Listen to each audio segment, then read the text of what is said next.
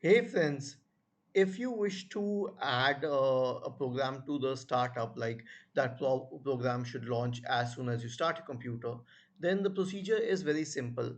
Search for Task Manager in the Windows search bar and open the Task Manager window. Now expand this one, and on the list on the left hand side, you'll find an option for startups, startup apps.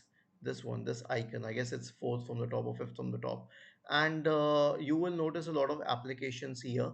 Basically, it's every application on your system which can be a startup application. So a few of them are enabled and a few of them are disabled. So let us say this one, ShareX, is enabled. It launches at startup because it needs it works in the background. But Telegram for desktop, it does not launch at startup because it's not a background app. But I want it to launch, so I'll right click on it and I'll select enable. And when you reboot your system, you'll not notice that Telegram for desktop will launch as soon as you reboot your computer or you boot it to your computer.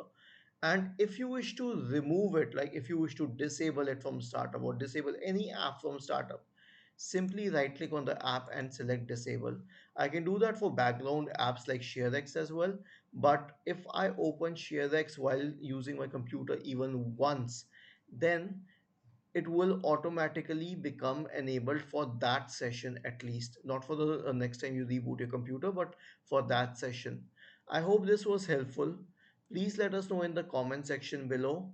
Thank you for watching this video. Have a nice day.